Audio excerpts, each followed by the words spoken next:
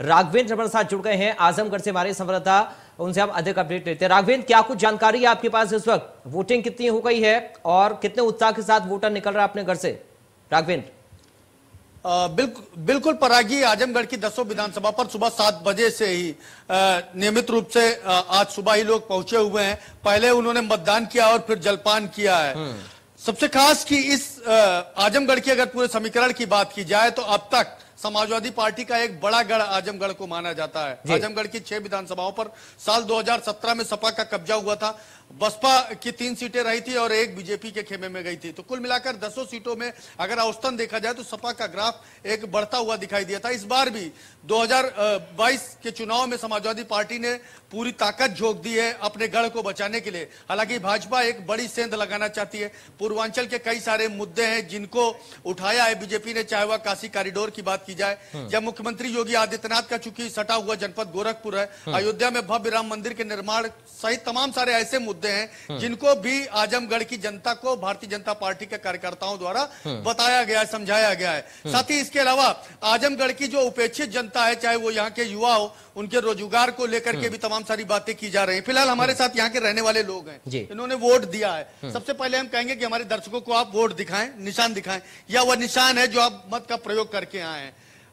आखिर वोट तो आपने दिया, लेकिन किस मुद्दे पर वोट दिया, क्या सोच करके दिया, आपके उस समय दिमाग में क्या था? यहाँ पे मेरे दिमाग में था, सबसे पहले तो हिंदुत्व का मुद्दा था और दूसरा मुद्दा था विकास का।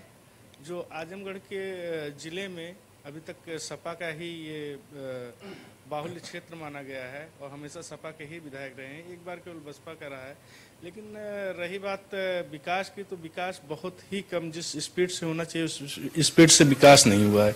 तो इसलिए हमने विकास बदलाव को देख करके ही वोट किया है। वोट मांगने यहाँ पर तमाम दलों के नेता आए, उन्होंने भी तो आपसे बात की होगी? जी हमसे क्या कहा उन्होंने? जो हमसे बताया, सबसे बड़ी बात है कि हमारा राम मंदिर का मुद्दा, और उसको जो है भाजपा ने जो है सॉल्व आउट किया, और दूसरा फिर काशी विश्वनाथ कॉरिडोर का बात। और इस पराग जी, एक शायर रफीक सादानी ने बहुत ही शानदार शेर कहा है कि जब जब चुनाव आवत है भात मांगो पुलाव आवत है। तो कहीं ना कहीं आज राजनेता गांव में पहुंच रहे हैं और अपनी बात को आगे रख रहे हैं। क्या कहेंगे आज आप, क्या सोच करके किस मुद्दे पर आपने मत किया? हमने सिर्फ अपने हिंदुस्तान में अपने धर्म की रक्षा के लिए जो अग्रसर है, जिससे उम्मीद है, पर्सनल स्वार्थ से कुछ भी नहीं। और हम भी एक लाइन यही कहेंगे कि न मुझे नाम चाहिए न मुझे इनाम चाहिए, मुझे तो सिर्फ पूरा हिंदुस्तान भगवा में चाहिए। पूरा हिंदुस्तान चाहिए। आपसे भी हम पूछेंगे, आपने भी वोट देना है या दे दिया? आपने वोट दे दिया क्या? अभी नहीं दिया है। मुद्दे क्या है, असल क्या मुद्दे हैं, किस मुद्दे पर आप वोट करना चाहते हैं?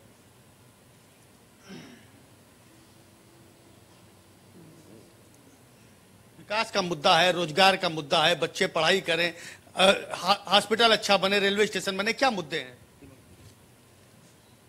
यहाँ हिंदुस्तान में हर तरह का विकास होना चाहिए। सबसे सर्वप्रथम है शिक्षा। जो बच्चे आजकल शिक्षा के लिए इधर उधर भटक रहे हैं, शिक्षा की उचित व्यवस्था होनी चाहिए, ट्रैफिक, रोड वगैरह वगैरह सुनिश्चित होना चाहिए। आपको लगता है कि जो वर्तमान सरकार है, इससे क्या आप सहमत हैं? इनके मुद्दों से आप सहमत हैं? जो वर्तमान सरकार, इससे हम लोग पूर्ण रूप से सहमत है।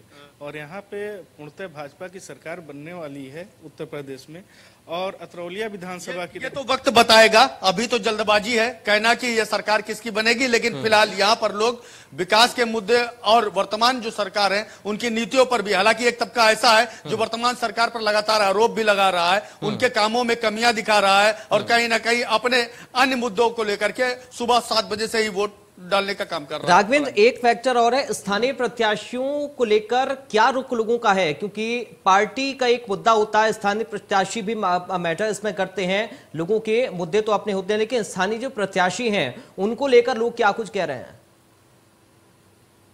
बिल्कुल, देखिए पूर्वांचल में परागी सबसे एक बड़ी, पूर्वांचल क्या कहें, पूरे तो उत्तर प्रदेश में अगर ऐसा ना होता तो शायद छोटे दल आज इतने बड़ी संख्या में अपने प्रत्याशियों को ना उतारते। चाहे वह सुहेलदेव भारतीय समाज पार्टी की बात की जाए, निषाद पार्टी की बात की जाए, या अन्य तमाम ऐसे दल हैं जो गठबंधन अलग अलग पार्टियों से करने के बाद आज अपने प्रत्याशियों को उतार रहे हैं। आपसे मैं सवाल यही करूंगा कि छोटे छोटे दल जिस तरह से अपने प्रत्याशियों को जनपदों में उतारते हैं और अपने प्रत्याशियों के पक्ष में वोट मांगने की अपील करते हैं, कितना लोकल फैक्टर कितना कारगर सिद्ध होता है?